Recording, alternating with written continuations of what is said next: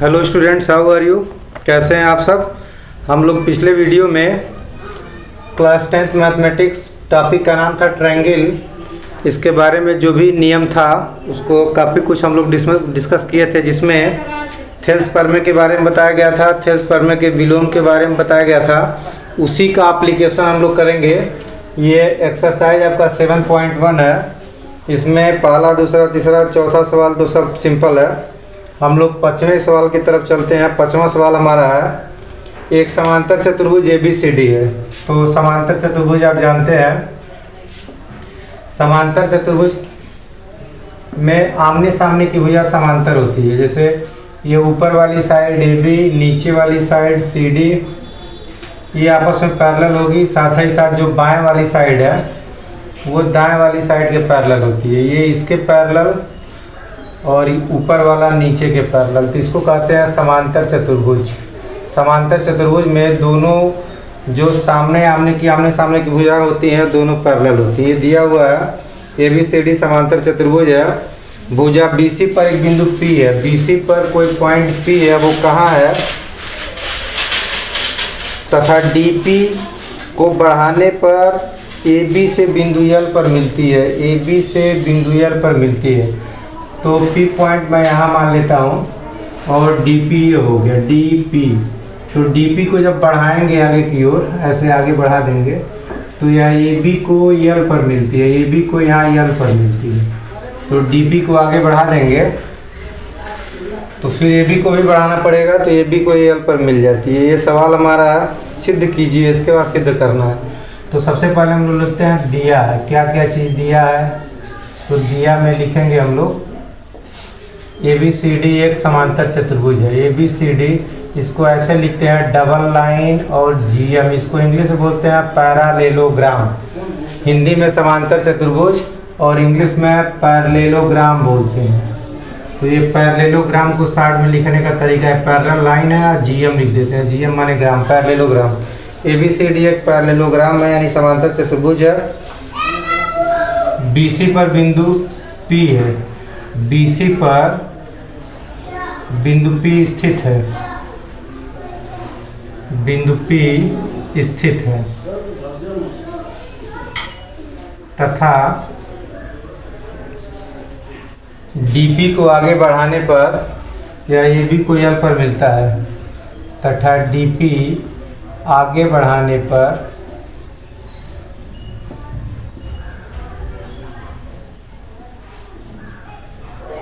यह AB को L पर मिलता है। तो ये सब तो हमारा सवाल रहा। सवाल को ही अपनी भाषा में हम लोग लिख देते हैं। जो भी क्वेश्चन है उसको अपनी भाषा में लिख दिया। ये हमारा हेडिंग बन गया दिया है। उसके बाद हम लोग सिद्ध करना है, तो अब इसको उपपत्ति लिखते हैं। जब भी कोई सवाल प्रूफ करना होता है ऊपर, लेकिन पहले देख लिया जाए क्या सिद्ध करना है। तो सिद्ध क्या करना है इसको लिख लिया जाए। सिद्ध करना है, इसमें दो आइटम है। पहला आइटम है DP upon PL is equal to DC upon BL, पहला आइटम।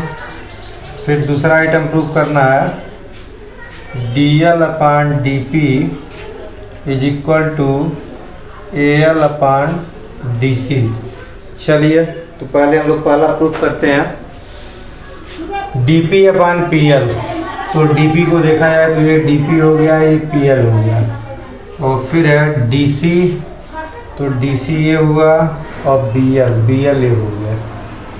चलिए, तो हम क्या करेंगे, जो पतला सा त्रिभुज बन रहा है इसमें आप ध्यान दें, तो जो मैं ऐसे लिख रहा हूँ ये जो है इसके पैरेलल है AD के, यानी BB पैरेलल है AD के। कैसे हम कहेंगे इस बात को, तो बड़ी इजली हम इस बात को कह सकते हैं। देखिए, तो ये वाला इसके पैरेलल है। तो थोड़ा सा मैं थेल्स प्रमेय का एक बार पुनः चर्चा कर दूं, क्योंकि बार बार चर्चा करने से आपके दिमाग में चीज़ें बैठ जाएंगी।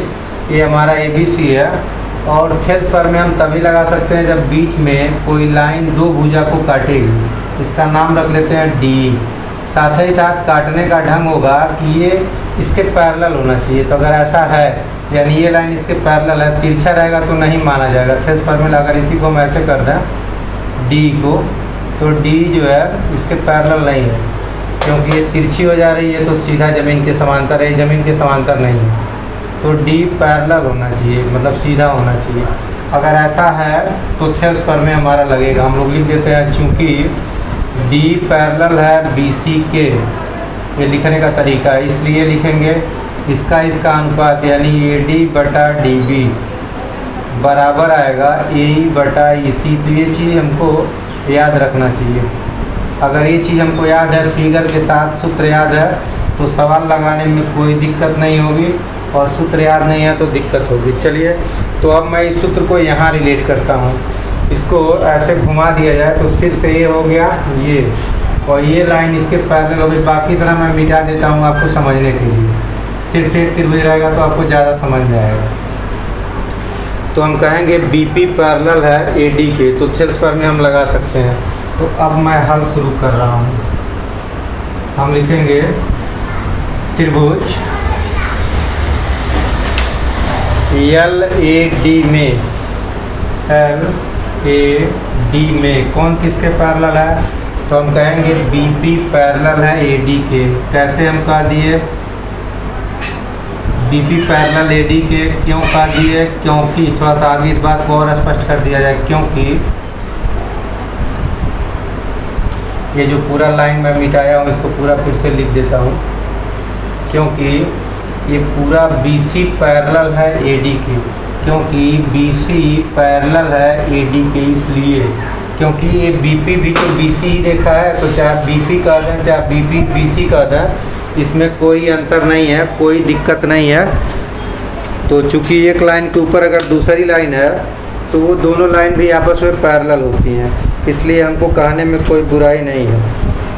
तो यहाँ तक आपके बात समझ में आ गई। इसके बाद इसको हम लोग आगे बढ़ाते हैं। चलिए,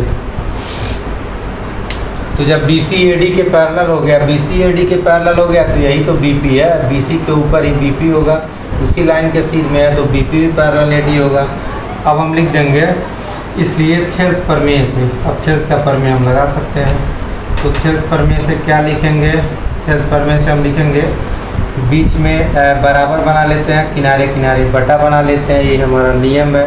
तो क्या कहेंगे बी एल बटा बी ए, बी एल ऊपर और ये ऊपर का खंड है, ये नीचे का खंड है, बी ए कहें चाहे ए बी कहें एक ही बात है, ए बी भी कह सकते हैं, बराबर होगा ये एल पी ऊपर वाला ये नीचे वाला, यानी एल पी ऊपर होगा और पी डी नीचे होगा। अब देखा जाए कहाँ तक हम लोग पहुँचे, तो देखिए जो पहुंचना हमको, अगर इसको ध्यान दिया जाए, ये वाला पाला इसको मिलाया जाए तो काफ़ी कुछ हमको मिल गया। कैसे हम जान गए, मिल गया डीपी मिल गया, डीपी मिल गया, एलपी मिल गया, एलपी मिल गया।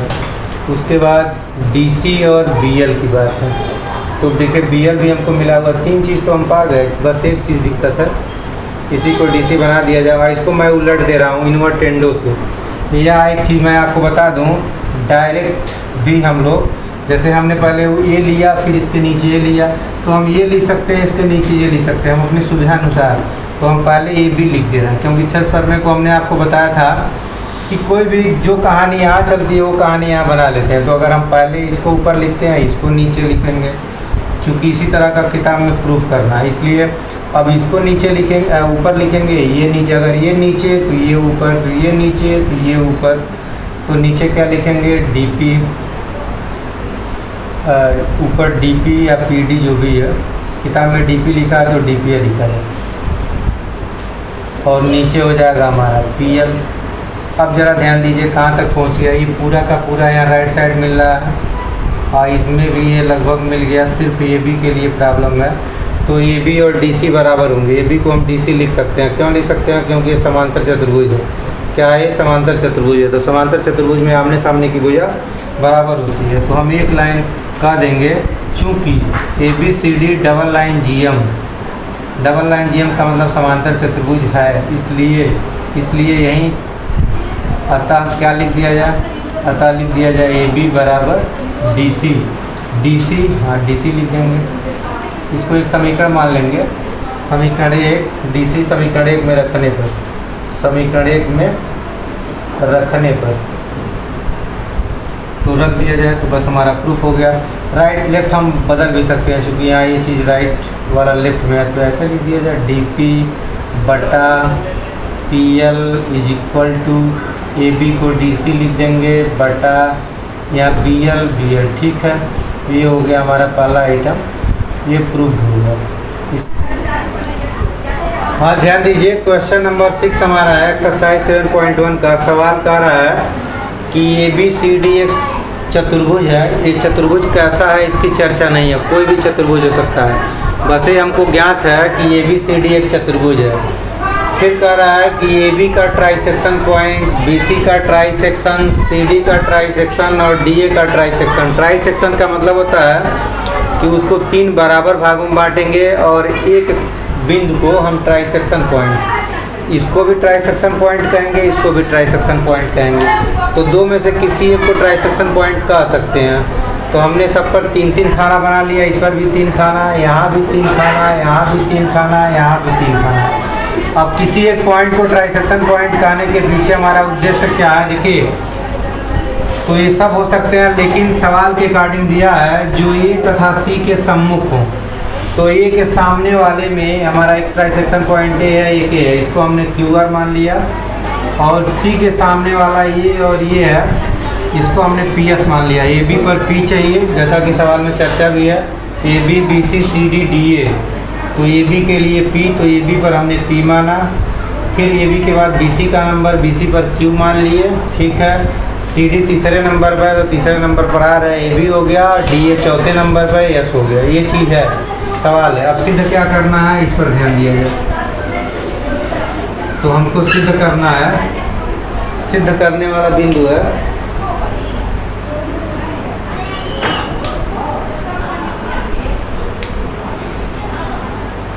PQRS एक समांतर चतुर्भुज होगा। या जो चतुर्भुज फॉर्म होगा जो बनाए हम डैश डैश से, तो ये चतुर्भुज जो है, चतुर्भुज PQRS जो बना है अंदर, वह डबल लाइन GM यानी इसको पैरेललोग्राम होगा। ये बात हमको प्रूव करनी है। चलिए, एक इसमें हमको रचना करनी पड़ेगी। अब रचना क्यों करनी पड़ेगी इसका पहले मैं आपको रीज़न बता दूं। चूँकि त्रिभुज थेल्स प्रमेय वाला हमारा चैप्टर है, ये चीज़ दिमाग में होना चाहिए। और थेल्स प्रमेय किसी त्रिभुज, जब तक त्रिभुज नहीं दिखेगा और साथ ही साथ त्रिभुज की दो भुजाओं को काटने वाली रेखा भी दिखनी चाहिए। यानी पहले नंबर पर त्रिभुज मिलना चाहिए, दूसरे नंबर पर एक भुजा के समांतर कोई रेखा दिखनी चाहिए जो दो भुजा को काटेगी। तो त्रिभुज तो खैर दिख रहा है, देखिए छोटा छोटा 4 त्रिभुज बन रहा है। एक कोने कोने पर त्रिभुज तो बन रहा है, लेकिन त्रिभुज की दो भुजा को काटने वाला कुछ नहीं मिल रहा। तो इसके लिए हम एक काम करेंगे कि A और C को मिला दिया जाए, तो बड़ी आसानी से हमारा सवाल सॉल्व हो जाएगा। तो एक रचना कर लेंगे, रचना AC को मिलाया। अब इस काम को करने से थेल्स प्रमेय की कहानी अब बढ़िया से बन जाएगी, अब कोई दिक्कत नहीं है। थेल्स प्रमेय का काम हो गया। देखिए कैसे हो गया थेल्स प्रमेय। अगर हम इस त्रिभुज की बात करेंगे, यानी इधर वाला, नीचे वाला, थोड़ी देर के लिए इस लाइन को मिटा दें, बाद में इस पर विचार करेंगे। ये सारी चीज़ें मिटा दिया जाए, इसको पूरा मैं मिटा दूँ।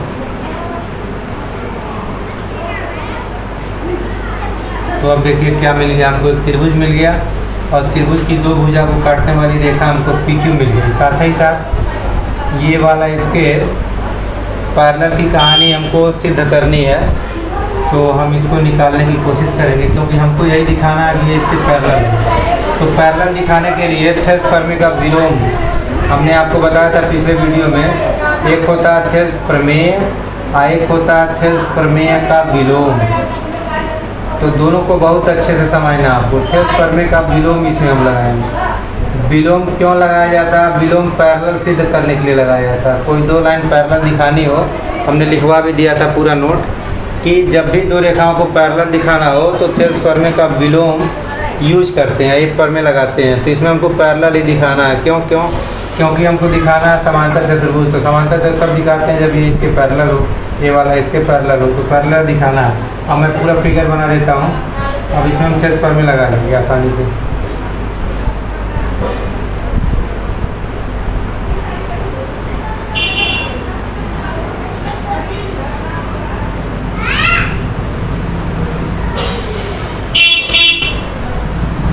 चलिए,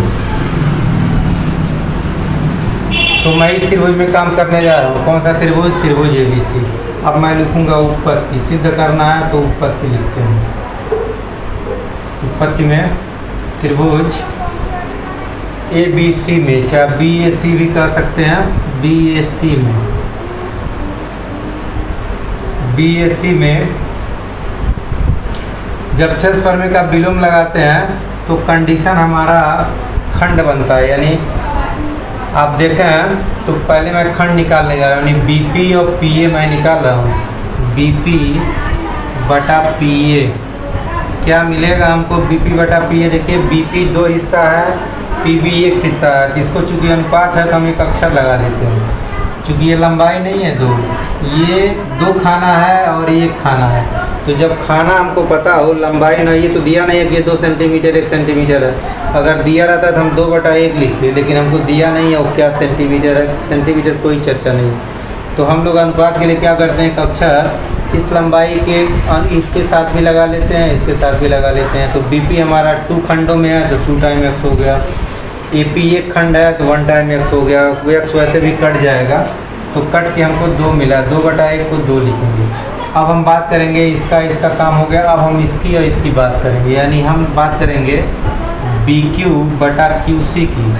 तो ये देखिए, ये भी BQ 2 खाना है, 2 खाना है तो 2x, इसको 2 टाइम y कुछ डालना है, डिफरेंट बच्चा नीचे 1 टाइम y, ये भी कट के 2 हो गया। तो आपने क्या देखा? आपने देखा कि इसका जो अनुपात आ रहा है, यानी PB बटा PA जितना आ रहा है उतना ही BQ बटा QC आ रहा है। BQ बटा QC सेम आ गया, क्योंकि ये भी 2 ये भी 2। इसको इक्वेशन 1 मान लेंगे, इसको इक्वेशन 2 मान लेंगे। कहेंगे समीकरण 1 तथा 2 से, समीकरण 1 तथा 2 से। तो समीकरण 1 तथा 2 से ये चीज़ हमको मिल गया, क्योंकि जो इसका रिजल्ट आया 2 वही इसका रिजल्ट। इसका मतलब ये दोनों आपस में बराबर होंगे, तो हमने बराबर लिख दिया। अब जब एक कंडीशन हमको मिल गया तो हम इसलिए लिख सकते हैं, इसलिए थेल्स प्रमेय के विलोम से। अब लिखेंगे थेल्स प्रमेय के विलोम से।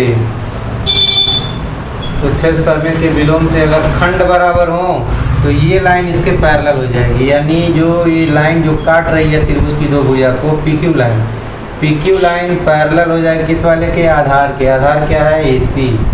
इसको एक इक्वेशन मान करके छोड़ देंगे। तो अभी तक हमने ये दिखाया कि PQ AC के पैरेलल है, लेकिन हमको इसके पैरेलल नहीं दिखाना था, हमको तो SR के पैरेलल दिखाना, क्योंकि ये समांतर चतुर्भुज है।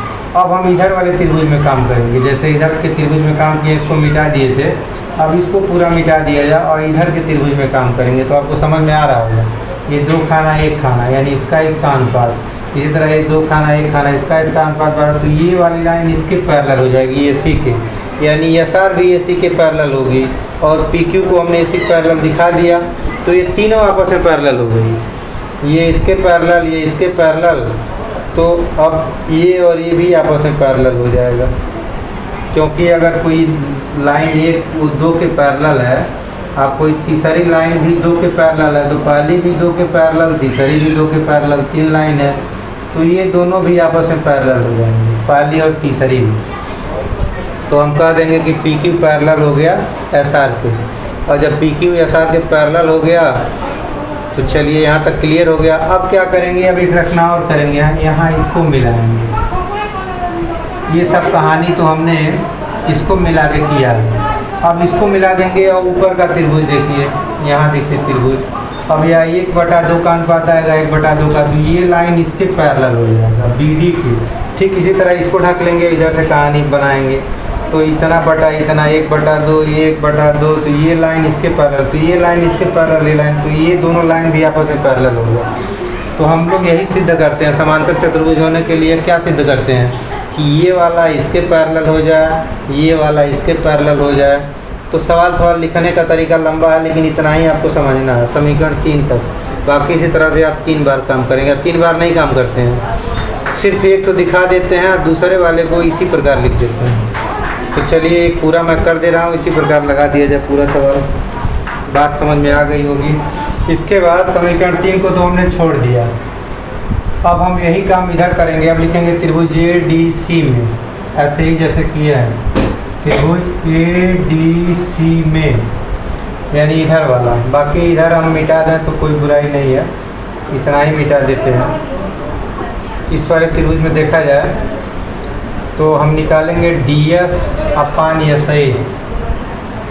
DS/SA मान कितना होगा, या 2 खाने के बराबर 1 खाने के बराबर, तो 2 टाइम कुछ Z/1 टाइम Z मान काट दिए, 2 आ गया। इसको मान लेंगे इक्वेशन नंबर 4। फिर निकालेंगे DR/RC।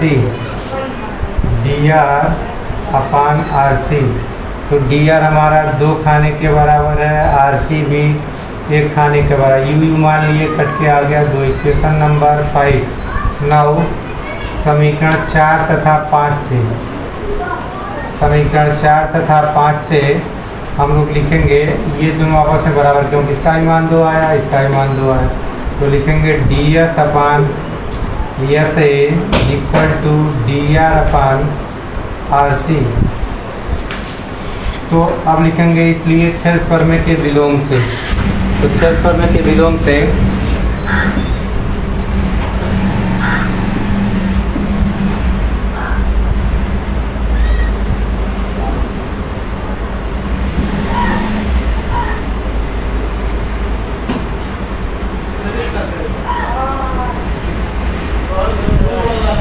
थेल्स प्रमेय का विलोम में कहता है कि अगर अनुपात बराबर हो तो रेखा पैरेलल होती है। तो हम कहेंगे ये जो रेखा है SR जो है वो AC के पैरेलल हो गया, यानी SR जो है वो पैरेलल हो गया AC के। इक्वेशन नंबर 6 हो गया। Now from 6 and 3 we can write समीकरण 3 तथा 6 से, समीकरण 3 तथा 6 से हम क्या कह सकते हैं कि SR पैरेलल होगा AC के, AC पैरेलल होगा PQ के। तो ये तीनों आपस में पैरेलल हुआ है। कौन कौन सा, ये PQ, AC, SR। तो यहाँ से हम कहेंगे दिस इम्प्लाइज, यानी ये चीज़ बताती है, इम्प्लाइज यानी बताता है, इंगित करता है। क्या इंगित करता है कि SR PQ पैरेलल होंगे, SR हो गया PQ के पैरेलल। चलिए एक कहानी हो गई। अब आगे हम लोग ये करेंगे और फिर ऊपर का त्रिभुज नीचे का त्रिभुज में इसको पैरेलल दिखाएंगे, लेकिन हम लोग दिखाते नहीं है, ये कम हो गया। अब लिख देते हैं इसी प्रकार। पूरा सवाल अब इतना लगाएंगे नहीं, कहानी हो गई। इसी प्रकार हम दिखा सकते हैं, लिख देंगे डायरेक्ट, हम दिखा सकते हैं। क्या दिखा सकते हैं, इसी प्रकार हम दिखा सकते हैं कि, क्या दिखा सकते हैं कि ये PS पैरेलल होगा QR के, PS पैरेलल होगा QR के। इसको भी एक इक्वेशन 7 मान लिया जाए। And now 8। अब लिखेंगे समीकरण 7 और 8 से सिद्ध हो गया कि PQRS एक समांतर चतुर्भुज होगा। तो समीकरण 7 तथा 8 से स्पष्ट है, बात क्लियर हो गई, स्पष्ट है कि चतुर्भुज PQRS, चतुर्भुज PQRS double line GM parallelogram बोलते हैं इसको, होगा प्रूव्ड। इसके बाद हम लोग आते हैं क्वेश्चन नंबर 7 पर। क्वेश्चन नंबर 7 देखिए। 7 कह रहा है कि त्रिभुज ABC की भुजा BC का अर्धक D है। चित्र मैं बना देता हूँ। त्रिभुज ABC, A हो गया, B हो गया, C BC का अर्धक माने जितना दूर इधर होगा उतना ही दूरी इधर होगी। अर्धक का मतलब बीच में। तो इसका अर्धक जो है D पॉइंट है, D लिख दिया गया। फिर आगे कह रहा है कि OAD पर कोई बिंदु है, AD पर, तो AD को मिला दे रहा है, वो इसी पर कोई बिंदु है, OAD पर कोई बिंदु है, ठीक है। फिर कह रहा है AC तथा AB में बिंदु E तथा F मिल जाने पर BO तथा CO बनाते हैं, एक BO बनाते हैं, एक CO बनाते हैं। तो BOA हो जाएगा, COA हो जाएगा। और AB पर मिल गया D नहीं, AB, AC तथा AB में, AC तथा AB में पहले E की चर्चा है, फिर F की चर्चा है। तो कह रहा है AC तथा AB में बिंदु E तथा F मिल जाने पर BO तथा CO बनाते हैं। अच्छा, BO तथा CO बनाते हैं। AD को X तक बढ़ाया, AD को X तक बढ़ाया। मान लिया जाए कोई X पॉइंट है, AD को X तक बढ़ाया। D OX का मध्य बिंदु है। D जो है वो OX का मध्य बिंदु है, मतलब इसको ऐसे बढ़ाए कि यार ये दूरी D OX का, OX मतलब X यहाँ लिए जाए, नीचे नहीं, क्योंकि इस तरह बढ़ाना है, बहुत ज़्यादा दूर नहीं ले आना है कि ये दूरी बराबर बन जाए, क्योंकि D मध्य बिंदु हो गया OX का। तो मध्य का मतलब जितनी दूरी इधर होगी उतना ही दूरी नीचे भी आना, तभी तो मध्य बिंदु होगा। तो ये तो कहानी रही। चलिए, अब एक चीज़ बात नहीं समझ में आ रहा, E और F की बात कर रहा। हमको लग रहा है कि E और F जो है ऐसे सीधे होंगे, जो से होकर जाएंगे, या वो पॉइंट है, ऐसे होना चाहिए। अभी देखा जा रहा है, क्योंकि सवाल में कुछ क्लियर की बात नहीं किया। कह रहा कि त्रिभुज ABC की भुजा BC का अर्धक D है, ठीक है इतना। वो जो है AD पर कोई बिंदु है, AC तथा AB में बिंदु E तथा F मिल जाने पर, हमको लग रहा है ये कहानी ऐसे होना चाहिए। जो BO CO को जो बढ़ाने की बात कर रहा है, इसको BO को बढ़ा देगा तो यही पॉइंट होगा, और CO को बढ़ा देगा तो ये F पॉइंट होगा, ऐसे ही होगा। देखिए फिर से मैं सवाल पढ़ रहा हूँ। त्रिभुज ABC की भुजा BC का अर्धक D है, तो BC का अर्धक D है, ठीक है। फिर वो AD पर कोई बिंदु है, वो जो है इस AD रेखा पर ही एक पॉइंट हो है, यहाँ वो लिख दिए है।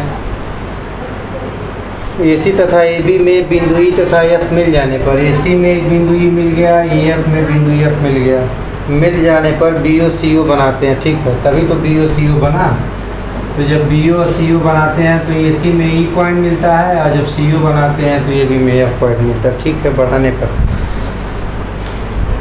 चलिए, फिर कह रहा है AD को X तक बढ़ा दिया, AD को X तक बढ़ा दिया, इसलिए DOX का मध्य बिंदु है। तो सिद्ध कीजिए पहला आइटम। तो पहला आइटम हमको प्रूव करना है, AO is to AX is equal to AF is to AB। चलिए, दूसरा आइटम, दूसरा दिया है FI parallel BC, FI BC के पैरेलल होगा, FE पैरेलल BC। ये दो चीज़ हमको सिद्ध करना। चलिए, इसको थोड़ा सा मैं बटे में बना लूँ तो ज़्यादा अच्छा रहेगा। इस संबंधी को बटा भी लिख देते हैं, इसको हम यहाँ करके ऐसे लिख सकते हैं। क्योंकि सवाल हम लोग बटे में ही लगा रहे हैं, इसलिए बटे में लिखेंगे तो आपको अच्छा लगेगा, दिमाग भी काम करेगा। तो संबंधी को बटा कहते भी हैं। और दूसरा आइटम है ये पैरेलल BC। तो पहले हम पर आते हैं। सबसे पहले हम लोग हेडिंग बनाएंगे, ज्ञात है या दिया है। तो क्या क्या चीज़ें ज्ञात है, हम पूरी कहानी वही उतार देना अपनी भाषा में। क्या लिखेंगे, त्रिभुज ABC में, त्रिभुज ABC में BC का मध्य बिंदु D, BC का मध्य बिंदु D है, D तथा यही बढ़ा ले रहे हैं, तथा यहाँ देखिए OX का मध्य बिंदु D है, OX का मध्य बिंदु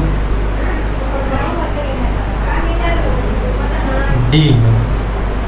चलिए, E तथा F AC तथा AB पर बिंदु है, फिर लिखेंगे E तथा F AC व AB पर बिंदु है।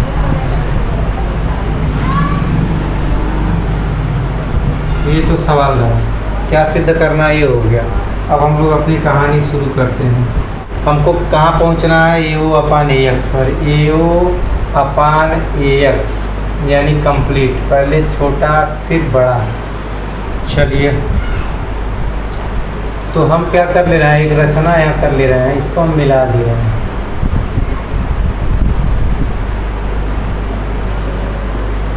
अगर इसको हम मिला देते हैं तो हमारा ये होगा और एक्स कंप्लीट होगा। और हमको इधर लाना है ए एफ और इधर ए बी। तो अगर हम रिलेशन ले लें, जैसे इधर एक 2 खंड बन रहा है और इधर 1 खंड बन रहा है, तो यहाँ 2 खंड और 1 खंड की कहानी बसरते ये इसके पैरेलल हमको दिखा दें, तब तो कहानी हमारी सॉल्व होगी, अन्यथा सॉल्व नहीं होगी। तो देखिए बड़ी आसानी से दिखा सकते हैं। आपको मैं थोड़ा सा इसको भी मिला दे रहा हूँ क्योंकि अभी समझाना इसलिए मिलाना ज़रूरी है, बाद में इसको मिटा दीजिए।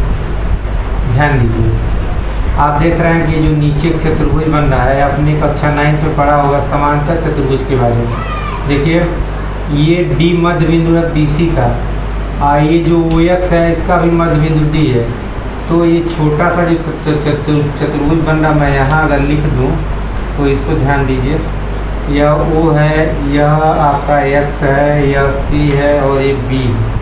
तो अगर ऐसे बना हुआ है ये अंदर ही कहानी, जिसमें ये वाला इस वाले के बराबर है, ये वाला इस वाले के बराबर है, तो ऐसी दशा में ये समांतर चतुर्भुज होता है। क्योंकि आपने सूत्र पढ़ा, एक पेपर में पढ़ा होगा कि यदि किसी भी चतुर्भुज के विकर्ण एक दूसरे को समद्विभाजित करते हैं तो ऐसे चतुर्भुज को समांतर चतुर्भुज कहते हैं। ये है, नहीं जानते हैं तो एक बार पुनः लिख लीजिए। यदि किसी चतुर्भुज के विकर्ण एक दूसरे को समद्विभाजित करते हैं तो ऐसे चतुर्भुज को समांतर चतुर्भुज कहते हैं। तो ये नीचे वाला जो चतुर्भुज बन रहा है ये समांतर चतुर्भुज है, यानी कौन सा, ओ बी एक्स सी। हम कहेंगे चूंकि चतुर्भुज ओ बी एक्स सी के विकर्ण एक दूसरे को समद्विभाजित करते हैं, यानी ये दूरी इस दूरी के बराबर, ये दूरी इस दूरी के बराबर थी, जो चतुर्भुज बना है समांतर चतुर्भुज होगा। जब ये समांतर चतुर्भुज होगा तो ये वाली लाइन इस वाली लाइन के पैरेलल होगी, यानी हमारा जो ये ओ सी होगा वो पैरेलल होगा बी एक्स के। तो जब ओ सी बी एक्स के पैरेलल हो गया तो ओ सी का एक खंड ओ एफ है, ओ एफ भी बी एक्स के पैरेलल होगा। और यही चीज़ हमको करना था, अथर्स पर हमारा तुरंत अब लगेगा, नो टेंशन। सवाल हमारा समाप्ति के कगार पर है। तो चलिए मैं लिख देता हूँ फिर से। तो अब हम लिखेंगे चतुर्भुज ओ बी एक्स सी में, यही चतुर्भुज से ही कहानी शुरू कर देंगे। चतुर्भुज ओ बी एक्स सी में लिखेंगे ओ डी बराबर है डी एक्स के तथा बी डी बराबर है डी सी के। अतः चतुर्भुज ओ बी एक्स सी समांतर चतुर्भुज होगा, समांतर चतुर्भुज होगा। इसी समांतर चतुर्भुज को डबल लाइन जीएम कहते हैं, होगा। अब आपको बहुत डिटेल बताना इस चीज़ को, तो लिख दीजिए। चूँकि हम जानते हैं, क्या जानते हैं, यदि किसी चतुर्भुज के विकर्ण, चूँकि हम जानते हैं कि यदि किसी चतुर्भुज के विकर्ण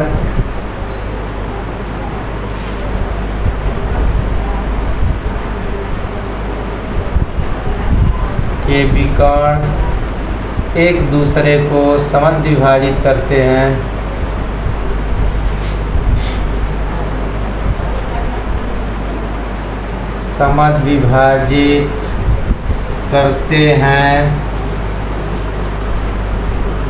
तो वह चतुर्भुज समांतर चतुर्भुज होता है, डबल लाइन जीएम होता है। तो ये हमारा नियम हो गया, हमने परिभाषा लिख दिया समांतर चतुर्भुज का। अब इसी परिभाषा के आधार पर हमने इसको समांतर चतुर्भुज कह दिया। अब कहेंगे इसलिए ओसी पैरेलल होगा बी एक्स के, ओसी पैरेलल होगा बी एक्स के तथा, यहीं और बढ़ा दे रहे हैं, तथा O F parallel, O F भी बी एक्स के पैरेलल होगा क्योंकि वही लाइन है। तो चाहे वो सी कहें चाहे वो एफ कहें, कोई अंतर नहीं। अब लिखेंगे अब त्रिभुज, कौन सा त्रिभुज? त्रिभुज ए बी एक्स में, त्रिभुज ए बी एक्स में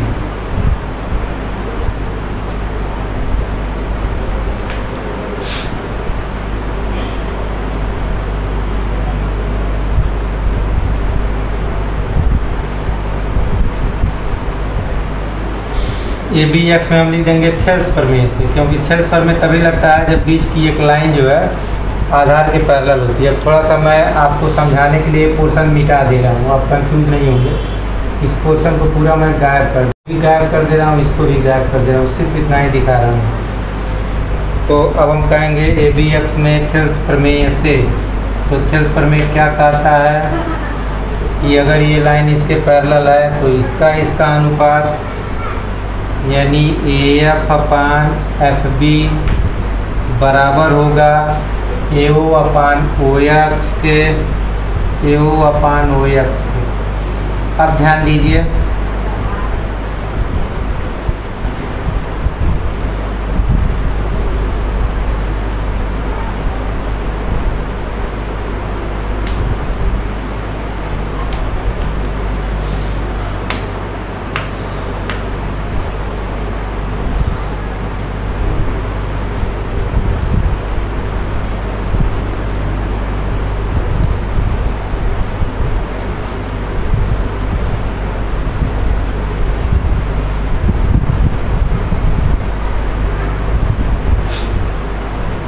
हमको सिद्ध करना है ए ओ अपान ओ एक्स। तो ठीक है, हमारा आ गया A F upon A F B.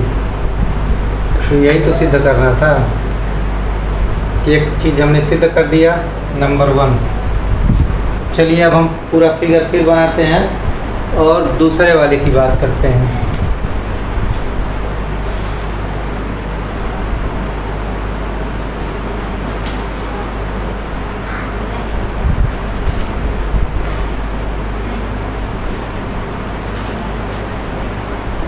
देखिए पूरा फिगर हमारा है, सी है, ई एफ है। अब हमको ई एफ को बी सी के पैरेलल दिखाना है, तो थोड़ी देर के लिए ई एफ को हम मिटा दे रहे हैं, और सॉरी ई एफ को मिला दिया जाए। ई एफ आई को अगर हम मिला देते हैं, इसको इसके पैरेलल दिखाना है, तो हम लोग क्या करेंगे कि इसका अनुपात और इसका अनुपात बराबर दिखा दिया जाए। देखिए हम क्या दिखा देंगे तो हमारा काम चल जाएगा। हम इतना दिखा दें A F upon F B बराबर दिखा दें ए बटा ई सी के, ए बटा ई सी के। थोड़ा सा मैं अलग से आपको बता भी दे रहा हूँ कैसे हम जान गए इस बात को। ये थेल्स प्रमेय के विलोम से, जब भी पैरेलल दिखाना हो तो थेल्स प्रमेय का विलोम लगाते हैं। थेल्स प्रमेय का विलोम में कहता है कि अगर कोई रेखा किसी त्रिभुज की दो भुजा को समान अनुपात में डिवाइड करा तो ये इसके पैरेलल होगी, यानी ये पैरेलल हो जाएगा BC के। लेकिन कब होगा? जब इसका अनुपात जितना आएगा वही इसका और इसका आएगा। यानी देखिए यही चीज़ मैं लिख रहा हूँ, ये आपका है AF है और यह E, तो AF बटा एफ बी अगर इसका अनुपात बराबर हो जाए किसके, ए बटा EC के, तो तुरंत हम लिख देंगे कि एफ आई चाहिए पैरेलल हो जाएगा BC को। लेकिन जब तक ये मिलेगा नहीं तब तक हम इस चीज़ को लिख नहीं पाएंगे। यही थेल्स प्रमेय का विलोम। तो पहले ये देखा जाए कि ये मिलेगा कैसे। तो इसको मिलने के लिए देखिए कहानी हमने बनाया है, और इसकी लेफ्ट हैंड साइड हमारा एक चीज़ तो मिल रहा है AF अपान एफ बी। अब राइट हैंड साइड को मेंटेन करना है। तो अब यही कहानी हम इधर पलट देंगे। जो कहानी अभी जब हम बनाए हैं किसको लेकर के, ए बी एक्स को लेकर के, किसको लेकर के, ए बी एक्स को लेकर के हमने एक कहानी बनाया ए बी एक्स में। ठीक यही कहानी अब ए सी एक्स में कर देंगे। किस में कर देंगे? ए सी एक्स में। आइए बस 2 लाइन का काम, 2 लाइन में ही कहानी समाप्त। तो अब हम बात करेंगे ए सी एक्स में, लेकिन बात हम यहाँ से करना शुरू करेंगे उत्पत्ति से। ये चीज़ हमको लिखना पड़ेगा। यहाँ हम बदलेंगे, क्या बदलेंगे? यहाँ हमने OC को BX के पैरेलल दिखाया, अब हम OB को CX के पैरेलल दिखाएंगे। तो यहाँ लिखेंगे OB और यहाँ लिख देंगे CX। अब ये वाला चूंकि ये समांतर चतुर्भुज है तो ये इसके पैरेलल होता है, ये इसके पैरेलल, तो ये वाला हमने काम चला लिया। अब इसको लेकर के क्योंकि हमको इधर बढ़ना है तो हम कहेंगे OB पैरेलल होगा CX के, OB पैरेलल होगा CX के, तथा अब OB को हम OE कहते हैं, OE पैरेलल होगा CX के, तो यहाँ OE लिख दे रहे हैं और यहाँ CX लिख दे रहे हैं। चलिए यहाँ तक आपको समझ में आ गया। अब यहाँ लिखेंगे ACX में थेल्स फॉर्मेशन, किस वाले में ACX माने ये वाला, बाकी इसको सब मिटा दिया।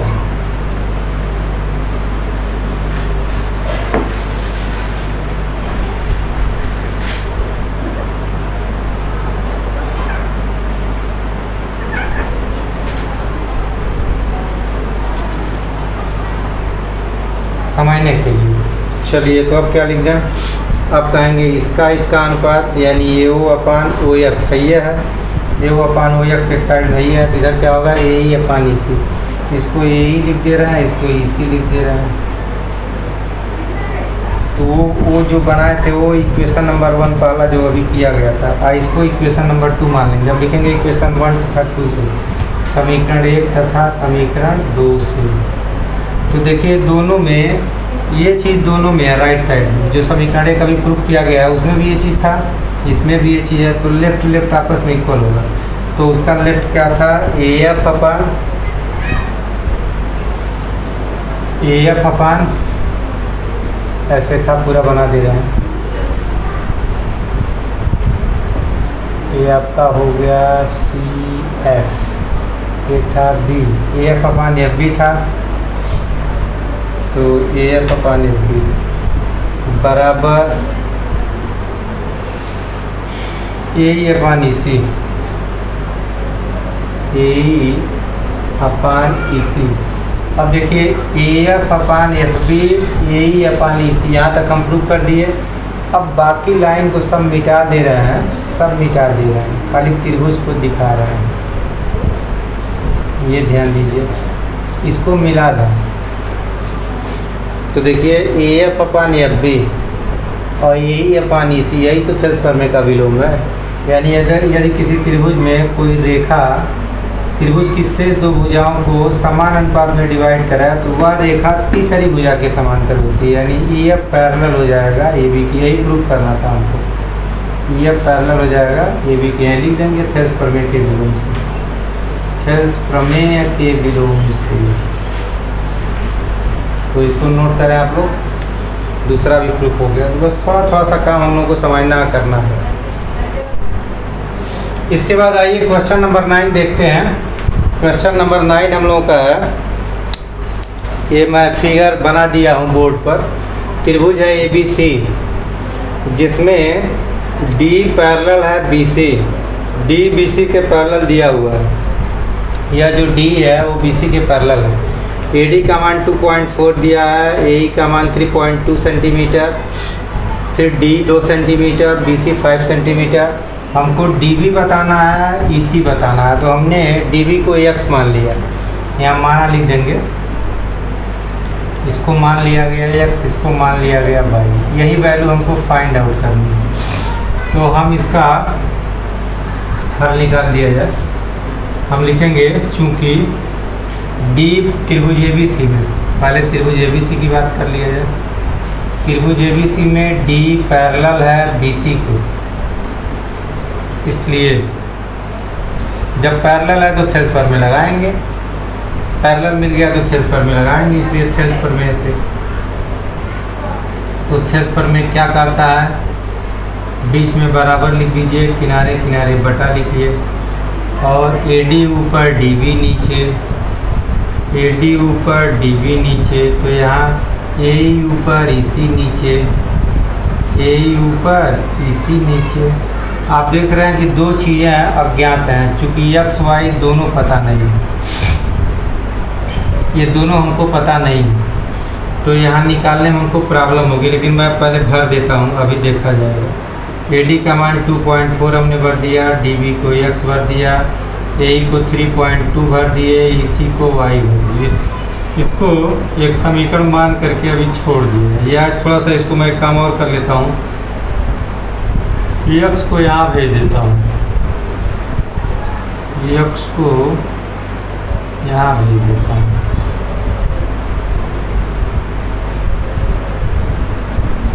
या यहाँ भी छोड़ दिया जाए, बाद में विचार करेंगे। चलिए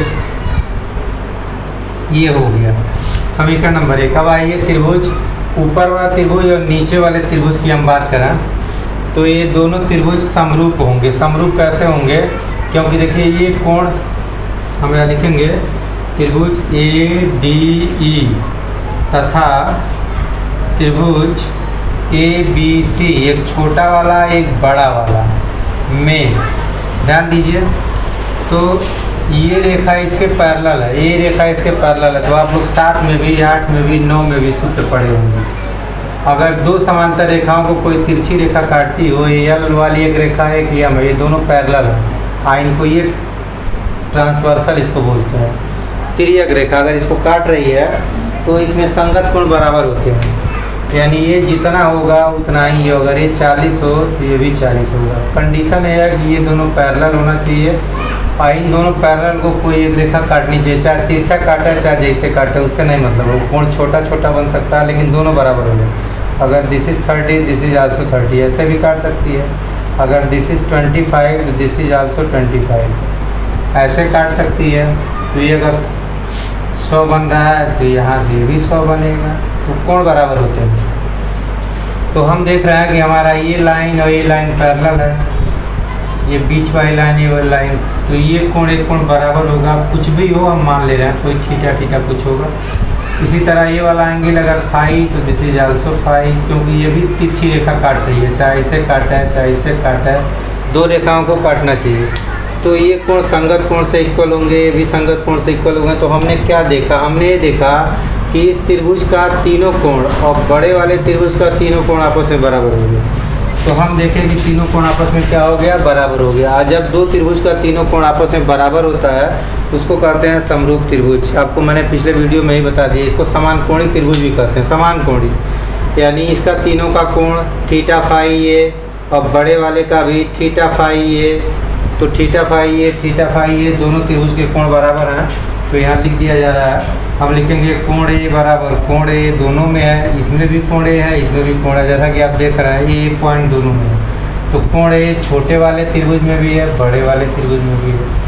फिर कोण डी जो है थीटा है और कोण बी भी थीटा है, तो डी और बी भी बराबर है, डी इसका वाला और बी इसका वाला। फिर ई और सी भी आपस में बराबर हैं, तो ई और सी भी आपस में बराबर हैं। हम देख रहे हैं कि इन दोनों त्रिभुजों का दोनों संगत कोण आपस में बराबर है। तो जब बराबर होता है तो हम लिख देते हैं, क्या लिखते हैं? लिखेंगे त्रिभुज ए डी समरूप का ए साइन एल, ऐसे सांप बना लेते हैं, टेढ़ा सा टेढ़ी लाइन खींच देते हैं, इसको बोलते हैं सिमिलर, इंग्लिश में, हिंदी में समरूप कहते हैं। तो कहेंगे त्रिभुज ए डी समरूप हो गया किस त्रिभुज के? ए बी सी के। कौन सा नियम? Angle angle similarity. जैसे हमने कोणों को दिखाया तो इसका नियम का नाम लिखते हैं एंगल एंगल सिमिलरिटी। इसको हिंदी में कहते हैं कोको समरूपता, कोण कोण समरूपता। कहीं कोको लिखा रहता है तो कोको माने कोण आप मानेंगे, कोको समरूपता हिंदी में लिख सकते हैं एंगल एंगल सिमिलरिटी। तो ये त्रिभुज समरूप हो गए। जब त्रिभुज समरूप हो जाते हैं तो हमारा एक सूत्र लगता है, वो मैं पिछले वीडियो में बताया नहीं था, खाली स्टेटमेंट बताए थे, लेकिन आज मैं सूत्र भी बता रहा हूँ। नहीं, सूत्र भी बताए थे, दोनों बता दिए थे। तो सूत्र क्या है? सूत्र ये है कि संगत भुजा का अनुपात बराबर होता है। मैं लिख भी दे रहा हूँ, अब लिखा जाएगा, इसलिए इनकी संगत भुजाओं का अनुपात बराबर होगा। इनकी संगत भुजाओं का अनुपात, संगत भुजाओं का अनुपात बराबर होगा, समान होगा। समान कहें या बराबर कहें, ये कई चीज़ है। चलिए, तो संगत भुजाओं का अनुपात बराबर होगा। अब संगत भुजा का क्या मतलब है, इसको भी हमने डिस्कस किया था आप लोगों को, फिर से एक बार देख लेते हैं। संगत भुजा क्या होती है? कोण से हम लोग मिलाते हैं, तो कोण क्या मिलाते हैं? पहले हम इस भुजा को मिला रहे हैं, AD को ऊपर लिख रहे हैं। तो AD को अगर ऊपर लिखते हैं तो AD का संगत बड़े वाले में AB होगा। कैसे जान गए? क्योंकि AD A से और थीटा से जुड़ा है, तो AB भी, इस AB को मैं यहाँ बड़ा सा त्रिभुज बना दे रहा हूँ, बड़ा वाला। तो यह A है, ये B है, ये C है, तो ये थीटा वाला है और ये फाई वाला है। तो देखिए, और नीचे को मैं थोड़ी देर के लिए मिटा दूँ, ऐसे मैं मिटा दे रहा हूँ। छोटा वाला यहाँ पर है, अब बड़ा वाला हमने यहाँ ट्रांसफर कर लिया। तो ये AD A से और थीटा से है, तो इसमें A और थीटा से AB A नीचे है। इसी तरह मैं यहाँ A लूँगा ऊपर, AE। तो जब A ऊपर लेंगे तो ये खाली और फाई, तो खाली और फाई से AC है, तो AC लिख दिया जाएगा। अब देखिए ये D थीटा फाई से है, यहाँ थीटा फाई से BC है, तो D ऊपर होगा, नीचे BC होगा। ये समरूपता का नियम है, ये सूत्र है, इसको आपको याद करना चाहिए। क्या सूत्र है कि अगर दो त्रिभुज समरूप हों तो संगत भुजाओं का अनुपात बराबर होता है। यानी ये और ये संगत भुजा है, ये और ये संगत भुजा है, नीचे वाली संगत भुजा है, इसका अनुपात मतलब बटा लिखेंगे, बराबर कर देंगे। संगत भुजाओं का अनुपात समान होता है या बराबर होता है। अब इसी में मान भर दिया जाए। देखिए मान मैं भर रहा हूँ, तो ये हो गया 2.4। AD का मान, AB का मान x है, पता नहीं AB का मान x नहीं है, मैं थोड़ा सा बना दे रहा हूँ। ये खाली नीचे वाला x है, I हमने y माना था। तो AB का मान जो होगा वो 2.4 में x जोड़ना पड़ेगा। 2.4 में x को क्या करेंगे? जोड़ देंगे। चलिए AE का मान कितना है? 3.2। AC का मान कितना होगा? 3.2 में y जुटेगा, तो 3.2 में जोड़ लेंगे y को। चलिए D का मान कितना है? 2 है। ये BC का मान कितना है? 5 है। तो ये सब पता है, 2/5। अब इसकी वैल्यू निकालनी है, तो एक बार हम इसको और इसको एक साथ लेंगे तो x निकल जाएगा। चूँकि 3 ठो बराबर है, 3 आइटम है, बीच में बराबर है। एक बार इसको साथ लेंगे, एक बार इसको साथ लेंगे। इसको हमेशा लेंगे, इन दोनों को एक साथ नहीं लेंगे, क्योंकि x y सॉल्व नहीं हो पाएगा। तो x y को एक साथ कभी नहीं लेंगे। एक बार x वाला कांस्टेंट वाला, इस काम को नहीं करेंगे क्योंकि इसमें झंझट है, वो सबसे बढ़िया। बस इतना ही आपको काम करना है, यहीं से सवाल स्टार्ट होगा। यहीं से सवाल स्टार्ट होगा, यहीं एंड हो जाएगा। इसके बाद हम लोग आंसर पर आ जाएंगे। तो हल आप लोग यहीं से शुरू करेंगे।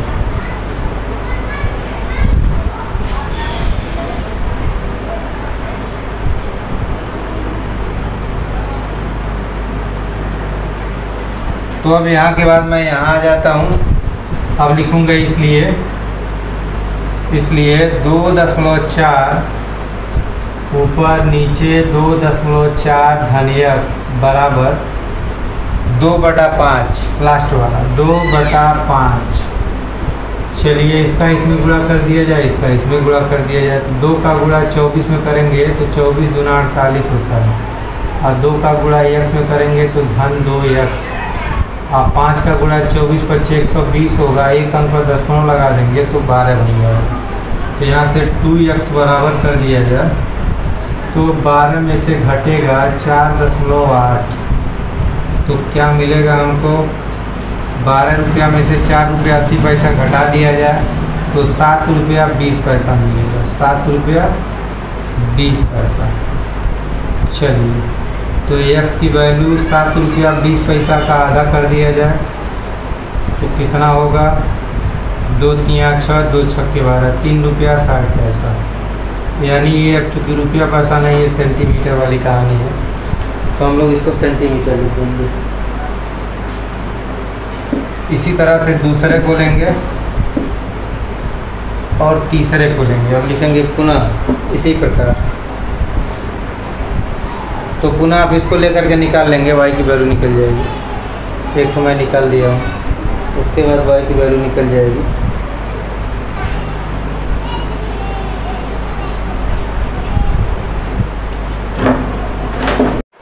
आइए हम लोग क्वेश्चन नंबर 12 देखते हैं।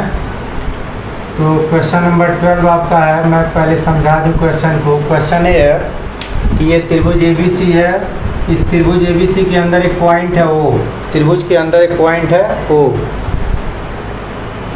तो हमने ए ओ बी और ओ सी को जब मिला दिया तो ये कोण मिला ए ओ बी, एक मिला बी ओ सी और एक मिला सी ओ ए। तो इसका अर्धक दिया हुआ है, इस कोण का अर्धक, ये कोण का अर्धक यहाँ से खींचा गया, आधा आधा करके यहाँ से खींचा गया। ओ डी जो ए बी पर है, डी ए बी पर है, इसी तरह ई जो है बी सी पर है, और ये कोण बी ओ सी का अर्धक है। और ये जो ओ एफ है वो एफ पॉइंट ए सी पर है, और ये कोण सी ओ ए का अर्धक है। ये किताब में दिया हुआ है, हमको ये सिद्ध करना है। ए डी गुणे बी गुणे सी एफ बराबर डी बी गुणे ई सी गुणे एफ है। इस सवाल को लगाने के लिए एक हम लोग कोण समद्विभाजक प्रमेय जो हमने आपको डिस्कस नहीं कर पाए हैं, तो मैं आपको इस समय डिस्कस कर दे रहा हूँ, उसके बाद हम लोग इस सवाल पर आएंगे। तो आइए कोण समद्विभाजक प्रमेय देखते हैं क्या है।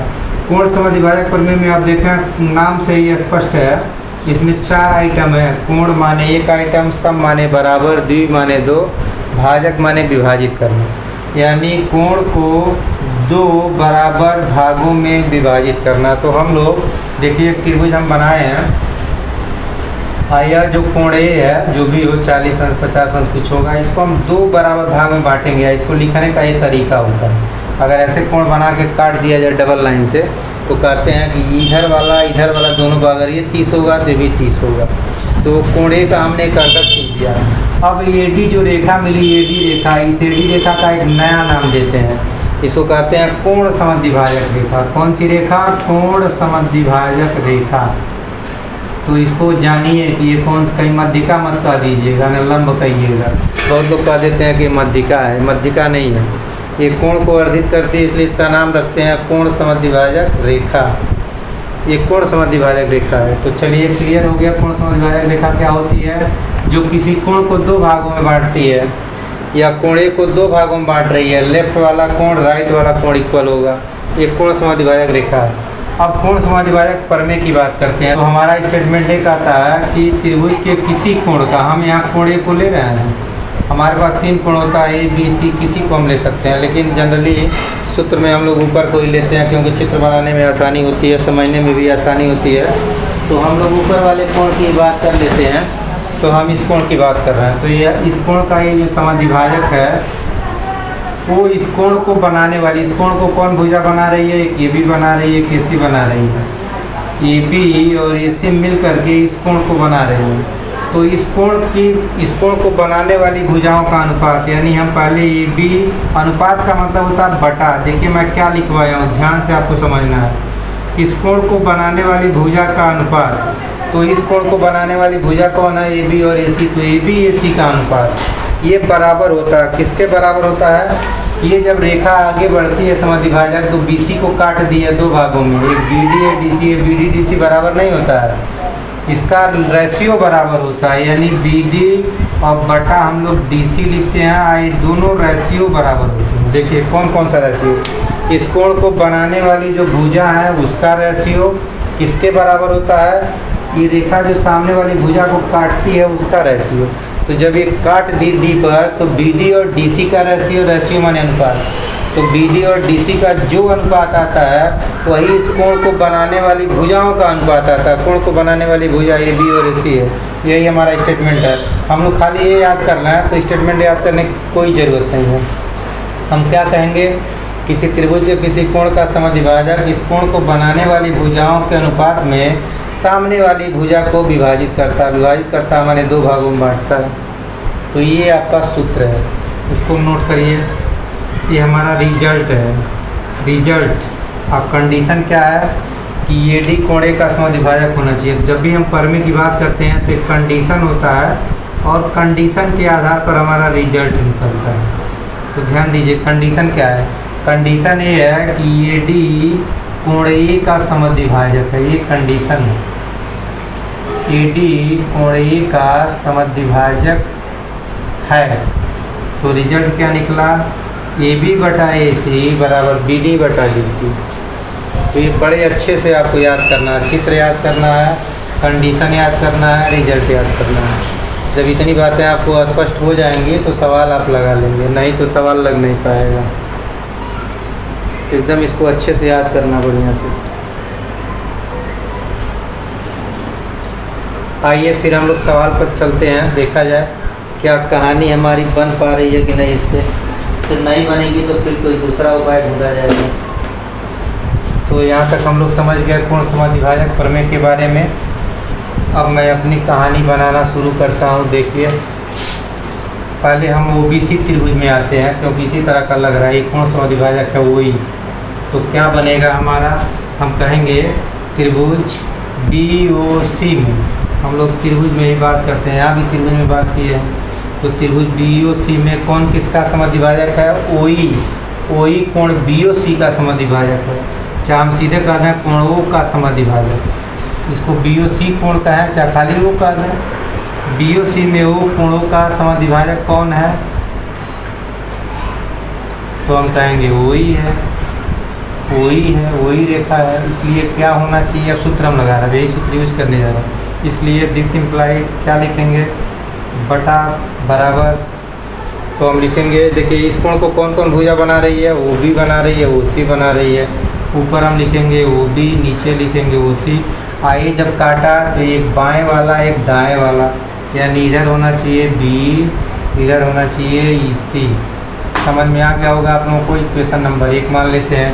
यही कहानी इसमें भी लगाएंगे, यही कहानी इसमें भी लगाएंगे। चलिए एक समीकरण हमने बना, अब इसमें लगा लेते हैं, किसमें, AOB में, त्रिभुज AOB में बात करते हैं। क्या लिखेंगे, फिर वही कहानी, फिर कहेंगे कोणों का समद्विभाजक कौन है, कोणों का समद्विभाजक OD है। तो अब इस कोण को कौन बना रहा है, AO और OB बना रहे हैं। तो AO ऊपर OB नीचे। अब देखिए AO की बात किया, AO और फिर OB, तो हम AD और DB, कहीं DB बटा AB मत लिख दीजिएगा, डायरेक्शन का भी ध्यान देते हैं। AD बटा DB होगा, बहुत लोग इसको DB ऊपर लिख देंगे, क्योंकि सबसे पहले हमने ऊपर लिया है AO को, तो इस साइड में भी ऊपर लेंगे AD को। ये दोनों ऊपर वाली साइड है, ये दोनों नीचे वाली साइड है, तो नीचे को नीचे लेते हैं, ऊपर को ऊपर लेते हैं। इक्वेशन नंबर 2 मान लिए। इसके बाद आते हैं थर्ड पर, कौन सा त्रिभुज, ये वाला त्रिभुज AOC में। फिर लिखेंगे त्रिभुज AOC में कौन किसका समद्विभाजक है, तो कोणों का समद्विभाजक कौन है, OF है। तो किसका किसका अनुपात, तो हम AO ऊपर लेते हैं, नीचे OC लेते हैं, तो यहाँ AF ऊपर लेंगे और नीचे FC लेंगे। यहाँ तक समझ में आ गया। एक ही सूत्र को हमने 3 बार लगा दिया। अब हमको चूँकि जो भी चीज़ प्रूव करनी है उसमें गुणा उड़ा दिख रहा है, तो गुणा दिखने के पीछे कहानी है कि हम भी गुणा करेंगे। चलिए गुणा कर दिया जाए, समीकरण 1 गुणे 2 गुणे 3 कर देते हैं, क्योंकि गुणा लाना है तो गुणा करेंगे, धन लाना है तो जोड़ते हैं, माइनस लाना है घटाते हैं। तो हम गुणा लाना है इसलिए गुणा कर देंगे। तो लिखेंगे समीकरण 1 गुणे 2 गुणे 3, समीकरण 1 गुणे 2 गुणे 3। देखा जाए क्या मिल रहा है, क्या मिलेगा हमको बाईं तरफ। चलिए यहाँ से स्टार्ट करते हैं। तो बाएं का गुणा बाएं होता है OB बटा OC गुणे OA बटा OB गुणे OA बटा OC। बाएं का काम हो गया, दाहिने आते हैं। ये B बटा EC गुणे AD बटा DB गुणे AF अपान FC। चलिए OB साहब OB से कट गया, बाकी कुछ कट नहीं रहा है। अच्छा थोड़ा सा एक काम कर लेते हैं। तो काम ऐसे, अब क्योंकि हमको अपना काम सिद्ध करना है, थोड़ा सा एक काम करेंगे। देखिए यहाँ OC नीचे आ गया, यहाँ भी OC नीचे आया, तो इसको एक लाइन पलट लेंगे, यानी OC ऊपर OA नीचे। तो जब लेफ़्ट को पलटते हैं तो आपको पता होगा राइट को भी पलट देते हैं, ताकि मान में कोई अंतर न हो। अब देखिए एक चीज़ और, तो OC ऊपर चला जाएगा और वही अपने आप नीचे आ जाएगा। अब इसको 3 मान लेंगे। अब गुणा किया जाए तो ये थोड़ा सा कहानी बदल जाएगा। क्या बदलेगा, OC ऊपर होगा, OA नीचे होगा, ये कहानी बदल गई। ये FC ऊपर होगा, AF नीचे होगा। तो देखिए इससे बहुत अच्छा हो गया, OA ऊपर, OB नीचे, OC ऊपर, OC नीचे। तो इधर बच गया, अब 1/1 लिख देते हैं। अब इधर क्या क्या मिला हमको, AD BE FC, थोड़ा क्रम से लिख दें इसको, AD गुणे BE गुणे FC। नीचे क्या मिला, DB को पहले लिख देता हूँ, उसके बाद इसी कहीं गुणा किसी को कहीं लिख सकते हैं, कोई दिक्कत नहीं। FA को लास्ट में लिख देता हूँ, FA कहें चाहे AF कहें, कई बार फिर तिरछी तिरछा गुणा कर देते हैं। तो यही चीज़ हमको मिल जाएगा, तिरछी तिरछा गुणा करेंगे तो ये एक में गुणा होगा तो ये मिलेगा, एक में ये गुणा होगा तो ये मिलेगा। आपका क्वेश्चन नंबर 13 है, त्रिभुज ABC है। त्रिभुज ABC में AD इसकी माध्यिका है, माध्यिका। तो माध्यिका आप जानते ही हैं, BC का मध्य बिंदु बना लेंगे और ये से D को मिला देंगे, तो ये जो रेखा मिल गई ये माध्यिका होती है। ये जो बीच वाली रेखा है माध्यिका होती है। कंडीशन ये है कि ये दोनों दूरी बराबर होगी। अगर इसको x मानते हैं तो this is also x, BD भी x होगा, तभी माध्यिका बनती है, दूरी बराबर होती है। ये चीज़ हमको दिया हुआ है। सिद्ध क्या करना है, सिद्ध करना है कि EF जो होगा वो पैरेलल होगा BC के। EF को भी मैं ऐसे मिला दूँ तो ये EF इस BC के पैरेलल होगा। अब देखिए इस बात को सिद्ध कैसे करेंगे, तो मैं आपको थेल्स प्रमेय के विलोम पर ले चलता हूँ, एक बार पुनः समझाता हूँ। मैं कई बार आपको समझा चुका हूँ कि जब भी कोई लाइन पैरेलल सिद्ध करनी हो, मान लिया जाए कि ये EF है और इसको इसके पैरेलल लाना है, तो इसका अनुपात और फिर इसका और इसका अनुपात बराबर दिखाना होता है। यानी हमको करना क्या होगा कि AE और EB का अनुपात AF और FC के बराबर दिखा देंगे, तो हम लिख देंगे कि EF पैरेलल होगा BC के। तो अब उस अनुपात को दिखाने के लिए चीज़ हमारे दिमाग में रहना चाहिए कि क्या करना पड़ेगा हमको। तो हमने जान लिया क्या करना पड़ेगा, AF और EB का अनुपात, AE और EB का अनुपात AF और FC के अनुपात के बराबर दिखाना। चलिए ये चीज़ हमारे दिमाग में है कि ये काम करना पड़ेगा, तभी हमारा सवाल रहेगा। अब आइए थोड़ा सा एक कोण समद्वि भाजक की बात करते हैं। ये जो रेखा है वो इस कोण को वर्धित कर रही है, कोण ADB की, सब किताब में दिया हुआ है। और ये जो रेखा DF है वो ये DB को ADC को वर्धित कर रही है, यानी ये वाला कोण बराबर होगा। ये सब किताब में दिया है, सारा कंडीशन गिवन है। तो हम सबसे पहले कोण समद्वि भाजक प्रमेय की बात करते हैं, अभी जो आप लगाया गया है इसके पहले वाले सवाल में। तो मैं हल शुरू कर रहा हूँ। हम लिखेंगे बाएं वाले त्रिभुज में ADB में, त्रिभुज ADB में। तो त्रिभुज ADB में कहेंगे कोण D का समद्विभाजक AD है, कोण D का समद्विभाजक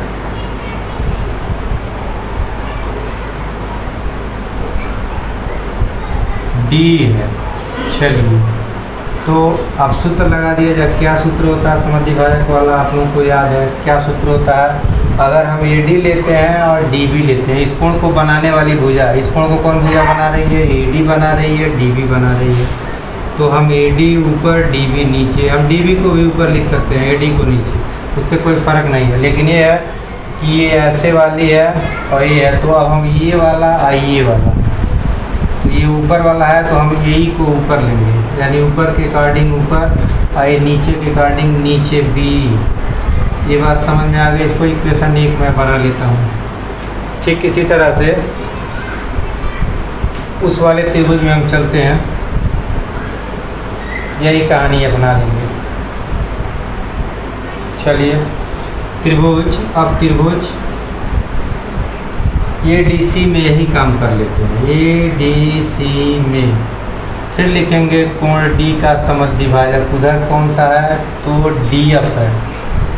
कोण D का समद्विभाजक DF है, DF है, इसलिए क्या लिखेंगे? फिर वही कहानी, वही सूत्र कोण समद्विभाजक वाला। हम AD ऊपर लें, DC नीचे लें, AD ऊपर लें, DC नीचे लें, तो हम ऊपर कौन सा लेंगे? AF और नीचे FC, AF और नीचे FC। देखिए यहाँ ध्यान दीजिए आप, दोनों का अगर लेफ्ट हैंड साइड ध्यान दें तो DC और DB भी आपस में बराबर है। एक लाइन मैं इसको बढ़ा देता हूँ और DC को DB लिख देता हूँ। DC को मैं क्या लिख देता हूँ? DB लिख देता हूँ। क्यों लिख दिया? क्योंकि आपको यही बताया कि DC DB बराबर होंगे, DC DB क्या होंगे? बराबर होंगे।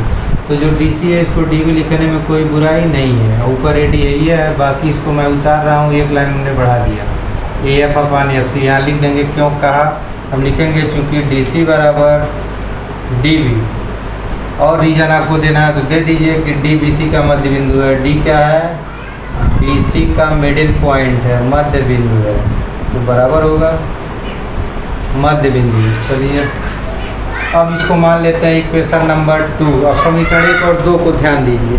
समीकरण 1 और 2 से आप क्या देख रहे हैं, दोनों का लेफ्ट हैंड साइड बराबर है। जो इसका लेफ्ट हैंड साइड है वही तो इसका लेफ्ट हैंड साइड है। तो जब लेफ्ट हैंड साइड बराबर, तो राइट हैंड साइड क्या होते हैं, आपस में बराबर होते हैं। लिखेंगे इसलिए समीकरण 1 तथा 2 से, समीकरण 1 तथा 2 से क्या लिख देंगे, AE बटा EB, AE बटा EB बराबर क्या होगा, AF बटा FC, AF बटा FC।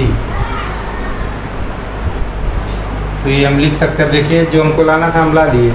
AE बटा EB बराबर AF बटा FC, देखिए वही चीज़ है, AE बटा EB AF बटा FC। तो क्या लिख देंगे, EB पैरेलल BC लिख देंगे। इसलिए थेल्स प्रमेय के विलोम से, थेल्स प्रमेय के विलोम से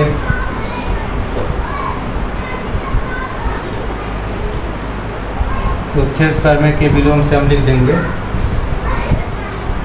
यहाँ हम गलत लिख दिए, EF parallel BC, EF parallel BC proof. यही सिद्ध करना था, नोट करिए। तो पूर्ण समद्विभाजक प्रमेय हमारा कई सवाल बना दिया, बहुत पूछा भी जाता है। इस पर 1 नंबर 2 नंबर के सवाल और प्रमेय तो 6-6 नंबर में 8-8 नंबर में आते हैं। ये प्रमेय भी कई बार बोर्ड में आया हुआ है, NCERT का सवाल भी है।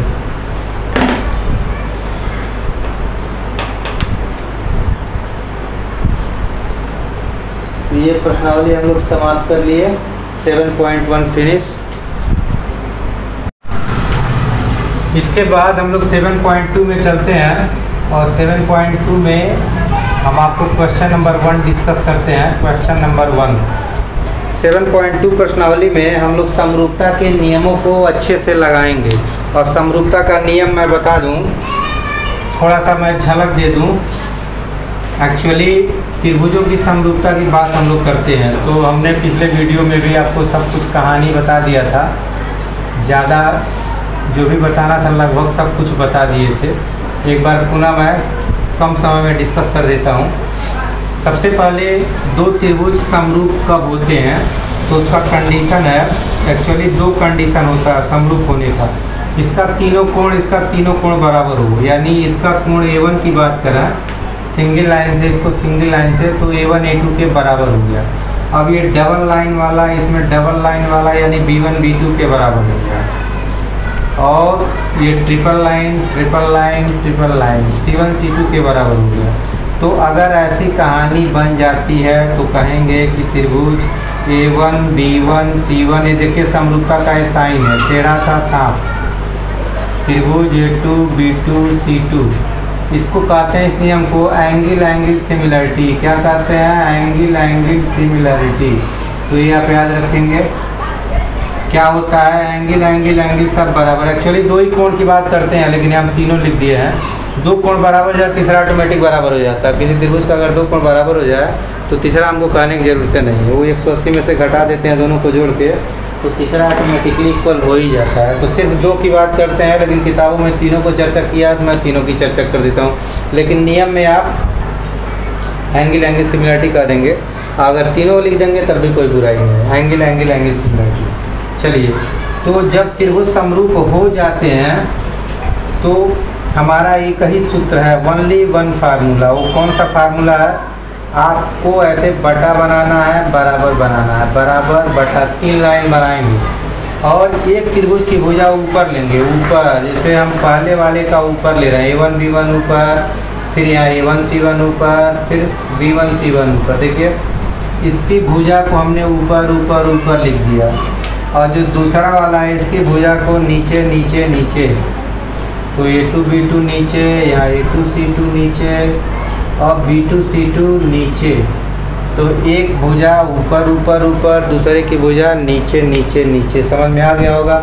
कौन सी भुजा लेते हैं? संगत भुजा लेते हैं। इसको कहते हैं संगत भुजा का अनुपात बराबर होता है। यदि दो त्रिभुज समरूप हो तो संगत भुजा का अनुपात, ये सूत्र हम तभी लिख पाएंगे जब समरूप रहेगा तभी। देखिए मैं पहले ऊपर लिख दिया हूँ, त्रिभुज A1 B1 C1 समरूप है, त्रिभुज A2 B2। अगर ये चीज़ नहीं है तो फिर ये नहीं लिख सकते। ये कंडीशन है, रिजल्ट है। हमेशा जब भी पर में होता है तो पहले कंडीशन खोजते हैं, कंडीशन मिला तो रिजल्ट आएगा, नहीं कंडीशन तो रिजल्ट नहीं आएगा। तो ये ध्यान रखना आपको। तो ये समरूपता का फर्स्ट रूल है, और जब समरूप हो जाएगा तो ये सूत्र है। सूत्र तो एक ही है। एक और भी समरूपता का रूल है, उसको भी मैं बता दे रहा हूँ। A1 B1 C1 A2 B2 C2।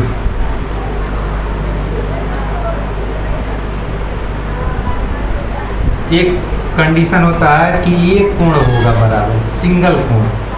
जैसे A1 बराबर A2, सिर्फ एक ही कोण लेते हैं, और इस कोण को कौन कौन सी भुजा बना रही है? A1 B1 बना रही है, A1 C1 बना रही है।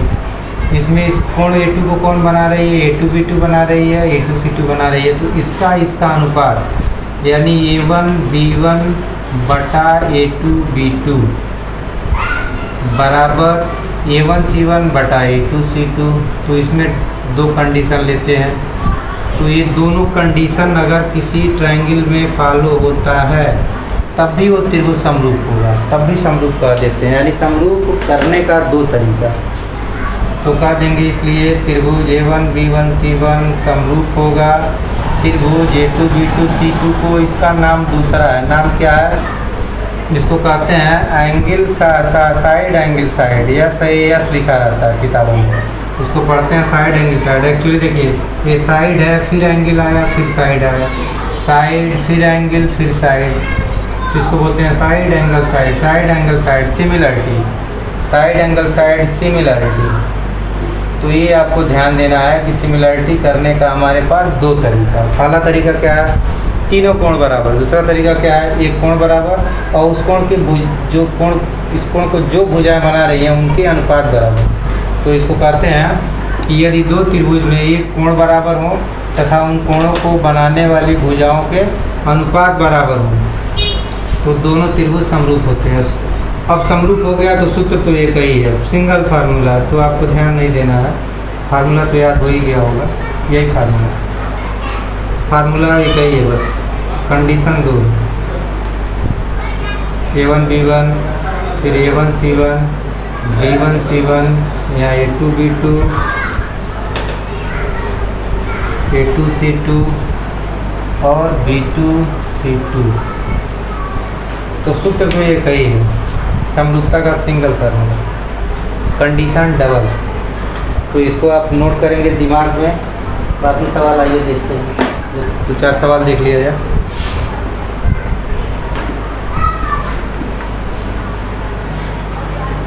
किताब में वैसे 10 परमे बना दिया है, लेकिन परमे में पहले आप सवाल लगाना, परमे करके मैं सीखता रहूँगा क्योंकि एक बोझ बना रहता। पहले सवाल समाप्त हो जाए, फिर परमे को हम लोग एक दिन में 2 परमे 3 परमे ख़त्म होगा। 3-4 दिन लगेगा परमे बताने में, क्योंकि परमे को बढ़िया समझने के लिए 40 मिनट में 2 परमे अधिक से अधिक टाइम दे के समझाना पड़ेगा। तो उसको अच्छे से समझेंगे हम लोग। पहले सवाल को लगा लिया जाए। चलिए 7.2 में आते हैं। Question number 1। क्वेश्चन नंबर 1 में ऐसे एक फिगर बना दिया है।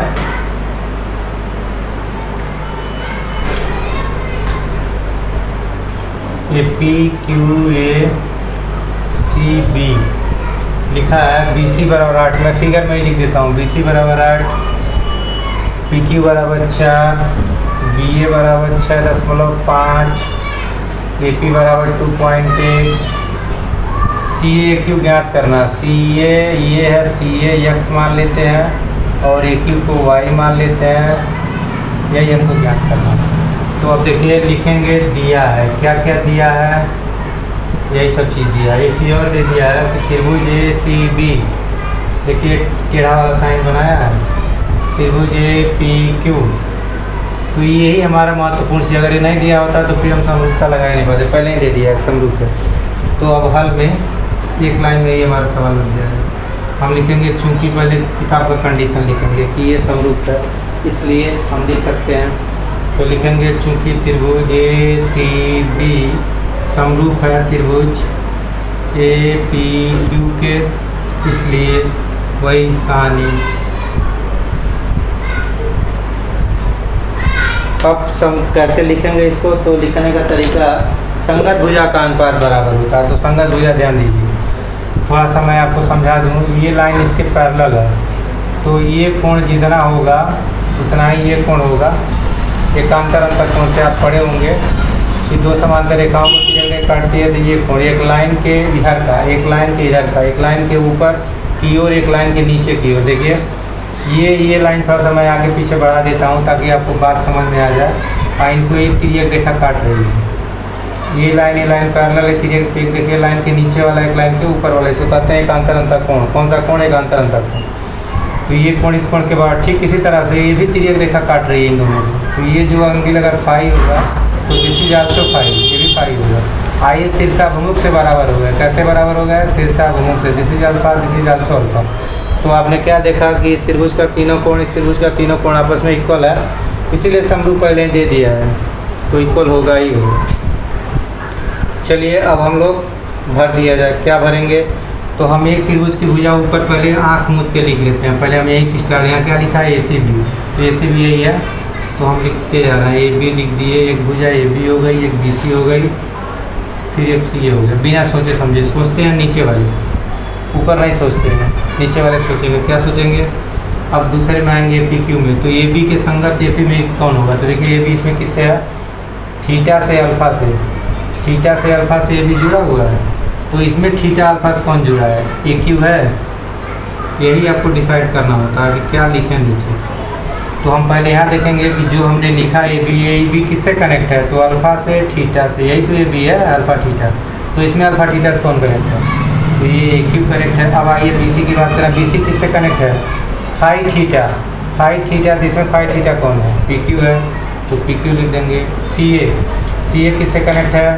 फाई अल्फा, इसमें फाई अल्फा AP। तो अब यही महत्वपूर्ण होता है नीचे वाला लिखना।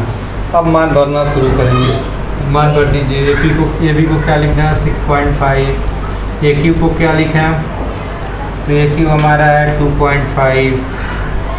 चलिए BC को क्या लिख दिया जाए? 1 दिया है। PQ क्या दिया है? 4 दिया है। CA कितना है? CA X है। AP कितना है? 2.5 है। एक Y माने है, Y कहाँ लिखे? AQ alpha theta. अच्छा यहाँ AQ, तो AQ को 2.5 नहीं Y। अब एक बार इसको लेंगे, एक लाइन यहाँ खींच लेते हैं। एक बार इसको लेंगे तो लिखेंगे 6.5/y = 8/4, यानी कट के 2 हो गया। 2 को 2/1 लिख देंगे। तिरछा गुणा करेंगे तो 2y = 6.5। ना y = 6.5/2। 650 के आधा 325, 3.25 सेंटीमीटर। अब एक बार इसको लेंगे तो लिखेंगे 8/4 = x/2.5। ये 4 दूना 8 कट गया। 2/1 बराबर x/2.5। तिरछा गुणा x बराबर 2.5 × 5 सेंटीमीटर। तो XY की वैल्यू ये निकालना था हमको। XY ही था CA और AQ। तो इस तरह से हम लोग 7.2 में हमने एक सवाल आपको बता दिया। इसके आधार पर आप 1, 2, 3 ये सब छोटे सवाल हैं। 4, 5, 6, 7, 8 एक टाइप के सवाल हैं। 6, 7, 8 और 9 वो एक टाइप के सवाल हैं। आप इसमें मैक्सिमम सवाल वो कर लेंगे। कुछ सवाल बचेगा तो हम लोग नेक्स्ट वीडियो में डिस्कस करेंगे। इसको आप लोग अच्छे से करिएगा। आज के सेशन को मैं यहीं समाप्त करता हूँ। बहुत बहुत धन्यवाद।